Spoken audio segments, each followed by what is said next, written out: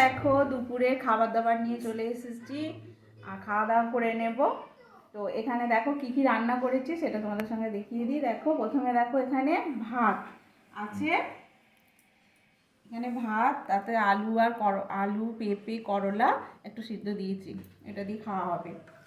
আর এখানে করেছি খেসার শাক পেঁয়াজ কলি আর বেগুন দিয়ে ভাজা।